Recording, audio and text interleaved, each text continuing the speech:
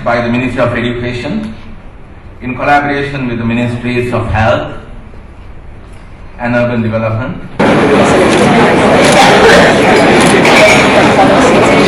Thank you, sir. I beautifully said, beautifully put together, and as I said, I'm sitting on a very special table. I think this is a great message that we have given, and I'm sure UNICEF for years now have been doing their best in various UNICEF Sri Lanka Country Office with Yuna Makoli to address this esteemed gathering. Honourable Minister, Secretaries, colleagues and friends from 16 countries, boys and especially you the girls today on this day of the girl child, in which your empowerment is fundamentally important to UNICEF and to the future. All protocols observed. When we say WASH, what do we mean? It's something more than 4 letters. We know the importance of water. It's just been mentioned. We know the importance of sanitation and hygiene. But we need to really think about how those elements work together.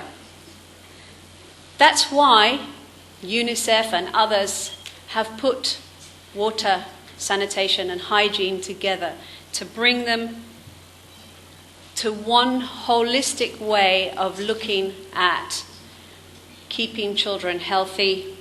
Have a great meeting, and above all, learn, teach, exchange, and define what is the good and best practice that can be replicated across the region to improve the sanitation where millions of children go to school that at this time don't have quality water, sanitation and hygiene. I thank you. Enjoy. Thank you, Ms. Macaulay, for those words of encouragement. Next, we cordially invite the advisor for Washington Schools from the UNICEF headquarters in New York, Mr. Murad Sachin. Honorable Minister, distinguished guests, ladies and gentlemen, and friends from schools. It's an honor and privilege to speak in front of you at the 4th Washington Schools International Learning Exchange meeting. Fulfilling every child's right to water, sanitation, and hygiene remains a major challenge for many policymakers, parents, and school administrators and communities in many parts of the world.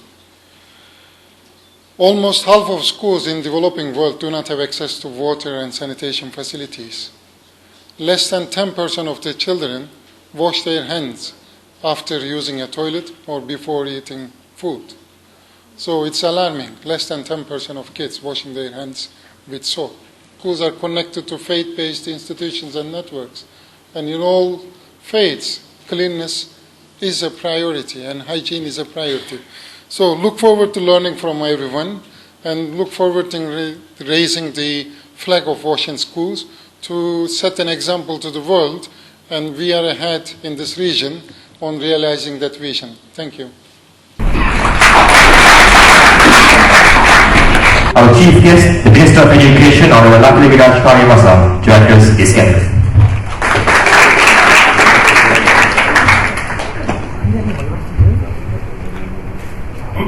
Good morning. Ms. Una Makali, representative Sri Lanka Country Office. Mr. Murad Sahim, UNICEF New York Headquarters.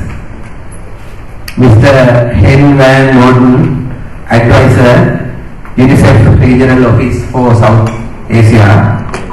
Members of the diplomatic community, heads and members of delegations, Secretary, Minister of Education, other high-level officials of ministries, ladies and gentlemen. I need to speak at length on the importance of health of children in building a strong nation. Most of you who are experts in the field are more informed on the subject. A person must be healthy and physically fit to develop and use the latent potential in him or her. There is a very close relationship between education and health. A child must be healthy to learn in the classroom. are falling sick very often, their attendance in school is poor. Their power of concentration is weak. The learning achievement of children get improved if they are healthy. Great pleasure for me to share with some ideas about the education planning for improving water, sanitation and hygiene in Sri Lankan schools. I am happy to share with some ideas, some thoughts and some information about the school health program with special reference to the planning purposes in Sri Lanka. Each time I've come here, it's been a fabulous experience. Well, the earlier occasions when I came here, it was for a reason. It was to play cricket. But this time, it's a different match that I've come here for. I want people to live healthier lifestyle and spread happiness. I would say I am here to bat for UNICEF and I'll continue to do so. I once again want to thank UNICEF for giving this opportunity to me to be here, and I look forward to playing some cricket with you guys and also looking forward to demonstrating how to wash hands. Thank you very much once again.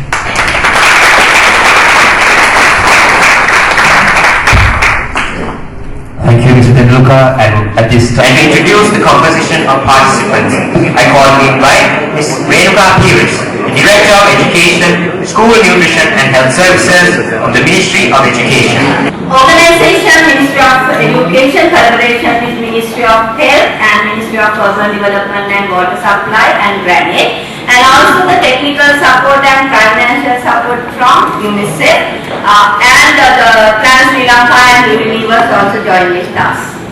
Our goal is improve and sufficient access along with good practices and sustainability related to washing all schools in the respective region. We selected some objectives and these are the objectives to improve and facilitate learning and knowledge on what among 16 participating member countries. To share experiences of 16 participating member countries on implementation of WinS program. Thank you, Mr. Encompass, for educating our gathering today about the program.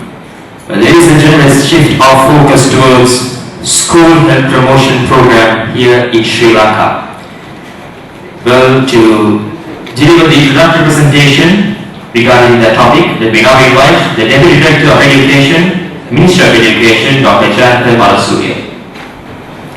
This slide is given some very brief data regarding the Sri Lankan country context, the population data as well as some basic economic and population data, but I am not going to explain all the things, but you can share with some printed materials in this regard.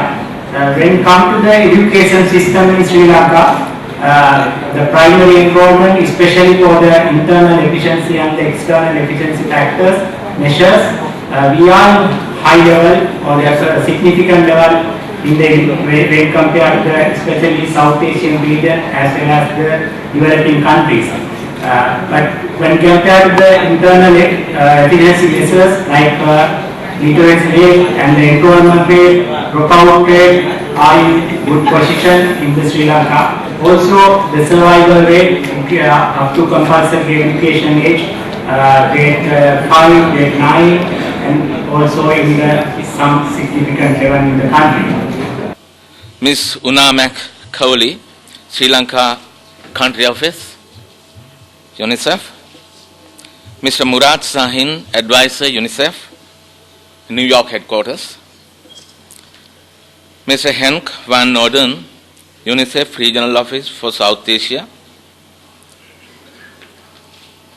Heads and members of delegations, officials of the Ministry of Education, officials of the Ministries of Health and other governmental organizations, distinguished invitees, ladies and gentlemen. It indeed gives me great pleasure to have this opportunity to welcome you all this morning to this very important conference, seminar, event titled The Water Sanitation and Hygiene Wash in Schools. Although we have not enough facilities, we could achieve this golden medal because of this great lady, our principal, Mrs. Malika Vijayasingharati, under the persuade and the guidance of her. Ladies and gentlemen, we will now be entertaining a Q&A session of 3 minutes. So feel free to deliver your questions. So, you have shown that your future plan, you have tried to formulate a national policy on school meal program. What happens? But even then, so far I have not noticed the boys schooling the girls or anything, but the girls feel shy. But they have not laughed at them, and because of that children have not stayed at home. That problem we did not have in our schools. For example, the dropouts in enrollment, and I want to know and want to ask Senika that about menstrual hygiene, we integrate into curriculum or not? If you integrate, which grade to integrate? Thank you. Excuse me, sir. Could you please repeat it again?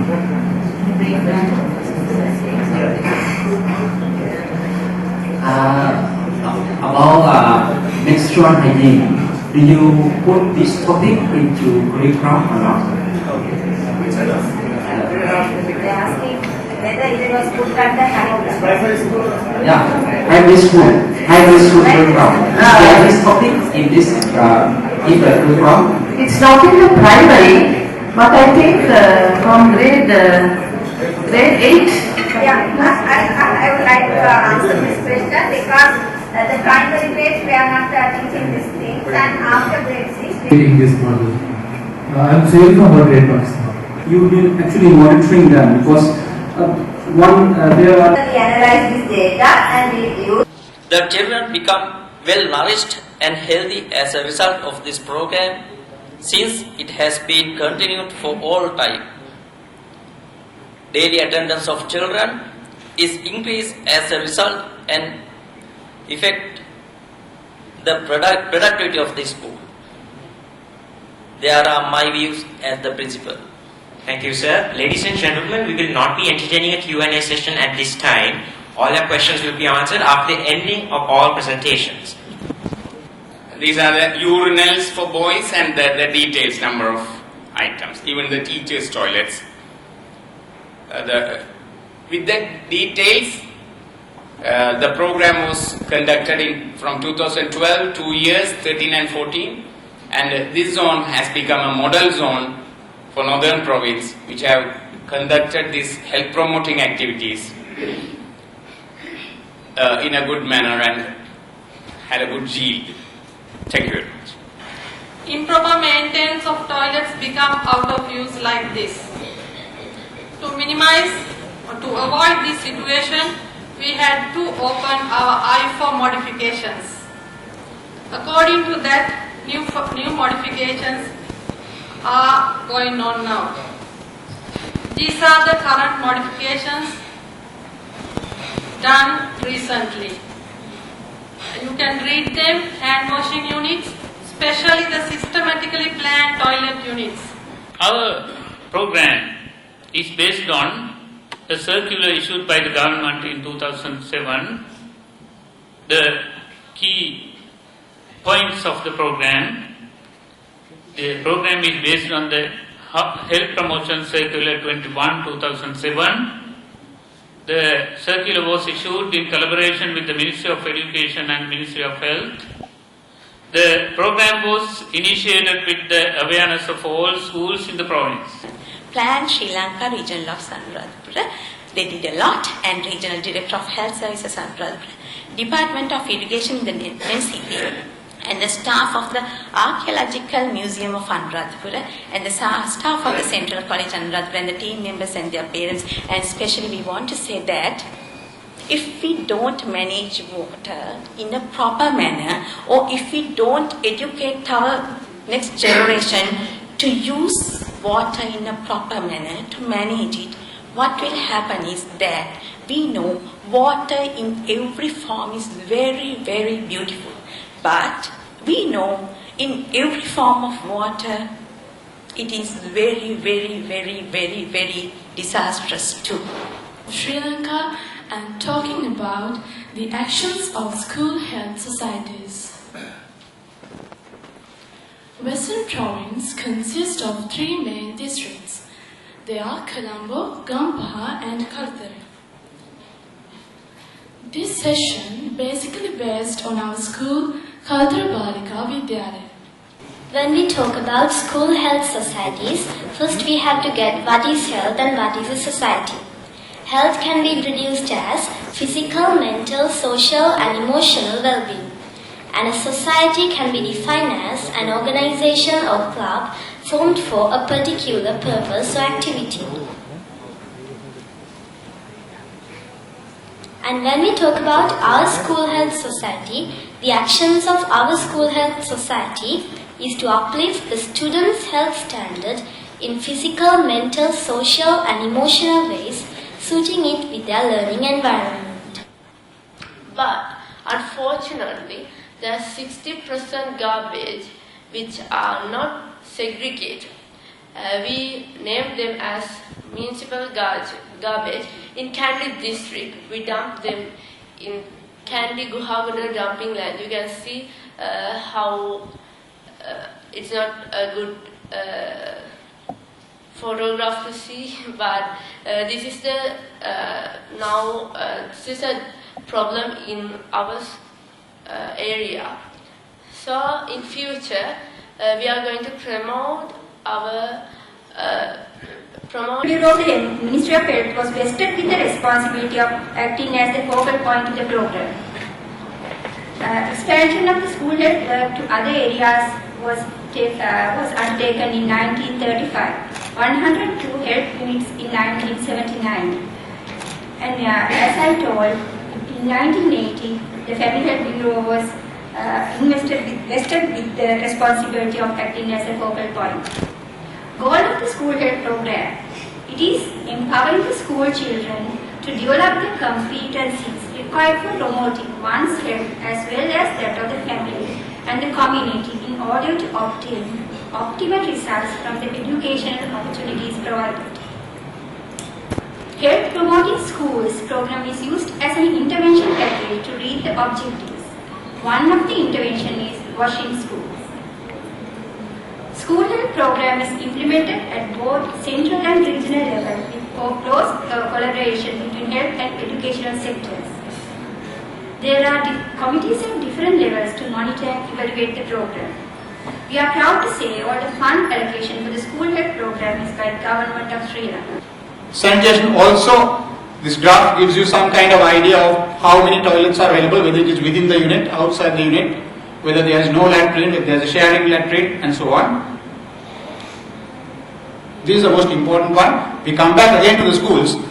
Now you will see this graph is very interesting. The blue is the water supply and the yellow is the sanitation system. You will see the great changes made from 2010 to about 2013. 2010 you will see that the sanitation coverage is about 51. Now this word coverage is, it must be defined very well. Percentage of schools with coverage. Now the education department has a certain standard which I am not going to explain. If you ask a question later, it will be answered by the education department. They, in other words, a certain school with so many students should have so many toilets, so many urinals, so much of water for the school and so on. So there are certain indicators by which these percentages have been calculated. So you will see that generally it has been okay. Water has been 83%, then 85%, then 86% from 2010 to 2013. The fascinating change is the improvement in toilets or sanitation, which has risen from 51 to 98% in 2030 because there was a concentrated effort during this last 15 years or so on this sanitation aspect. Very good coordination exists in the behind of the present progress. With these few words, I invite everybody for this. Moving on to a new topic. Findings of the first KAPB study of washing school in Sri Lanka. To deliver a presentation based on that topic, let me now invite Ms. Renuka Piris. If they need some information, they haven't any resource book. That's why we are preparing that handbook. Please, then I request from in the Sri Lankan team side, please help us to give your comments and to help us to develop this book. Thank you very much. And also we UNICEF we supported on the designs together with the Ministry of Education, and it's not an end. We have challenges. Particularly the attitudes, both internal and external. We have UNICEF is treated as a donor for some time because we have done a service delivery part, and now we are moving towards upstreaming. So that challenge we are facing now. And also the shifting of ownership. And when it comes to upscaling, the grassroots level expectations are sometimes unable to be met. The expectations are very high. Realize their full potential as an organization, and we have 5 main programs which focus on child well-being, and School Wash comes under the healthy start in life, and child-friendly school under the quality education to create enabling environment for learning. And these are the issues that we identified in School Wash, and that's why we have started School Wash program. And the implementation strategy of the program is to support for sustainable, age-appropriate, gender-sensitive and disabled-friendly wash facilities in schools. And this is our geographical coverage where we have program units. I have the opinion that rainwater harvesting is a must for every school. I'll tell you why. Because one thing is, all schools has large capacity roof, and all schools need a lot of water. Washing, gardening, toilet flushing, etc. So ideal place for rainwater harvesting. These are some of the activities we conduct in schools by Lanka rainwater harvesting. Awareness on benefits of rainwater harvesting. Another one reason to bring water conservation and awareness about water, best place is the school. So that's where we do these training programs. Sorry, go back. And then demonstration on rainwater harvesting for wash, from drinking to sanitation to gardening.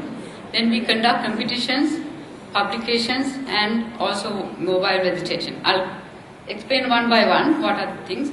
So awareness through presentations, through videos and exhibitions which we involve the students throughout. Then demonstration, we construct large capacity rainwater harvesting systems. These are ranging from about 10,000 to about 30,000 litre ferrocement tanks, which are cheaper. Then also in combination we do groundwater recharging, where there is a well in the premises and the quality of the water is quality and the quantity of the water is not sufficient. Then we do groundwater recharging as well. Just simply connecting the roof through a filter system to the well, which we find very enhance the quality as well quantity of the groundwater levels very quickly within a short span of 3 months or so.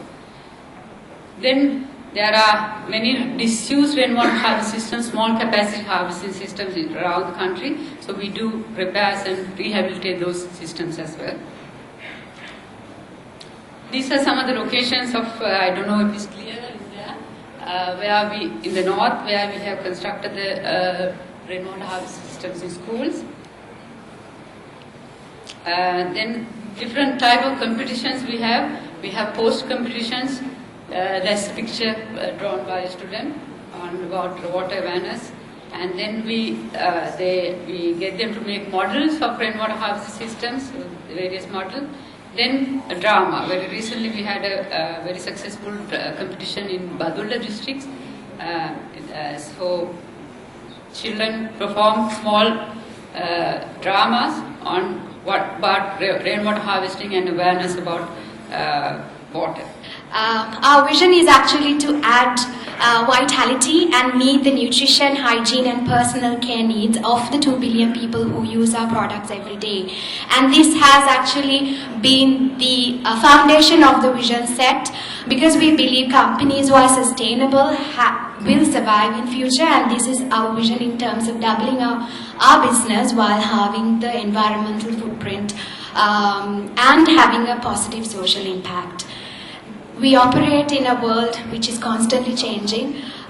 We know this, which is why we have actually rooted our growth on the 3 pillars of sustainability, that is reaching 1 billion people with hand hygiene and health and well-being message, and having our footprint and enhancing the livelihoods. With this in mind, we have actually set ourselves a vision in terms of reaching 1 billion people with our partner agencies such as UNICEF in terms of improving health and hygiene across the globe. We have 3 brands of which I'm going to take you through on Lifebuoy and the work that we have done in Sri Lanka. It is the largest hygiene soap in the world, and we have always sustained and based our brand proposition in terms of hand hygiene education. If you see here, this was actually education that we have started sometime back in 1934 of a basic hand hygiene and education wash chart that we have done even back then. So every year, I know you are familiar with these statistics, and I'm not going to dwell too much on it. Every year, 1.7 million children die before reaching age of 5, and most of them die because of preventable diseases like diarrhea and pneumonia, which can be easily prevented by the simple habit of washing hands with soap. And this is what we believe in educating the children in Sri Lanka as well. Which is why on Lifebuoy we have set ourselves a mission in terms of reaching out to 2 million children and helping them celebrate their 5th birthday by teaching them the simple act of hand washing. So how do we do this? We have, with our collaborative partners, Ministry, have reached out to Sri Lankan children and uplift the hand hygiene levels in Sri Lanka, which is why if you see, we are probably at the highest in terms of South Asia, but we still have further room to grow. Ladies and gentlemen, our next item was scheduled to be the adolescent's perspective on the adaptation of the principal wash. However, due to time constrictions, we will be rescheduling this to a different date. We will now take this opportunity to invite the head table for remarks. Can you hear me? So why we base it actually on a 21-day program is the fact that research shows that for any habit to become a habit, you have to continually practice for 21 days. And this is the research in what we base it. And that is why we conduct the school program for 21 days. By all means, the program doesn't end at 21. Foresee children managing operation and maintenance of the facilities. I would like to know how effective it was, and secondly, giving them responsibility of operating and managing weather stations doesn't make sense. Would like to plan to have some further details on that. And from Unilever, it's really great that you guys are disseminating the messages, and this is also contributing to your marketing and advertising strategy. But is there any request from Sri Lankan government, and also are you willing to contribute through soaps to schools?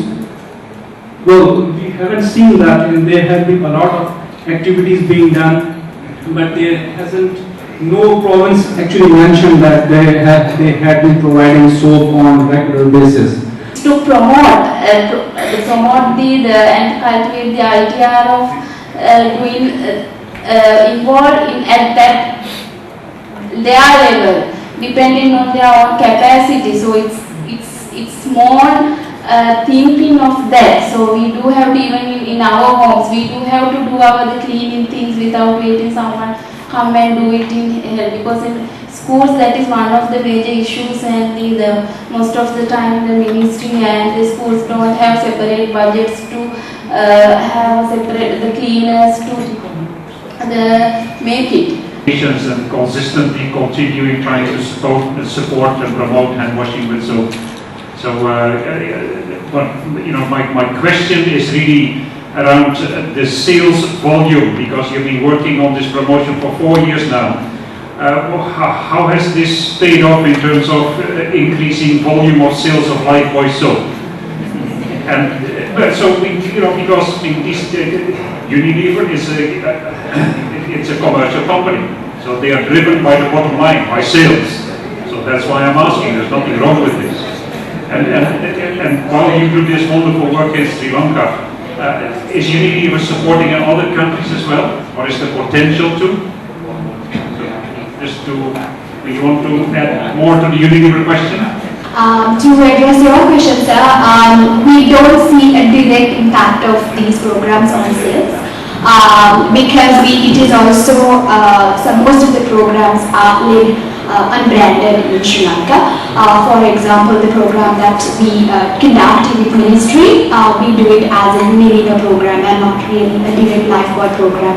And Lifebuoy being the market leader, I would be dishonest if I say that we don't get the bulk of the benefit back because we do get our fair share, but we don't track in terms of sales growth and all that. Our growth is propelled by the activations, consumer promotions that we do in terms of uplifting hand hygiene branded activities per se.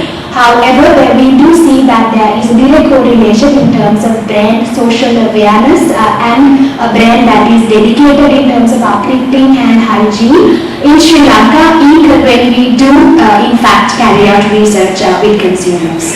Just to ask one more follow-up question to the answer that you gave to the previous question. So is donating soap a sustainable strategy? Donating to schools in terms of indefinitely will be probably not a strategy that we can sustain, but we have actually with the ministries figured out a way that we can give schools the benefit of soaps at this counter rate. But when we do conduct the program and throughout the program and for periods of time, we actually do donate soaps. Okay, thank you. Another question somebody would like to ask? We just have time for one question, last question. I think we do not have. Thank you very much for your participation.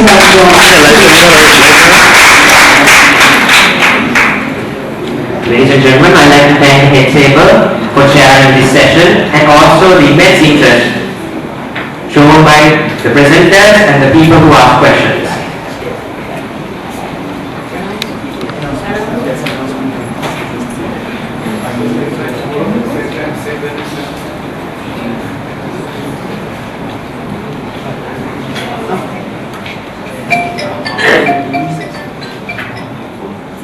Ladies and gentlemen, we have reached the end of today's proceedings. Before we wrap up, there's a special announcement by the Union Country Office of Sri Lanka.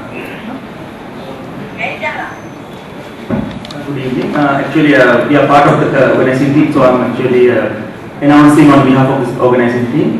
As you made aware, because of the time constraint, we are rescheduling the final agenda item for the day. That is most, actually, to be honest, one of the crucial and important one. So we will reschedule in a convenient time. That is, our own kids are going to tell us how they felt about sanitation.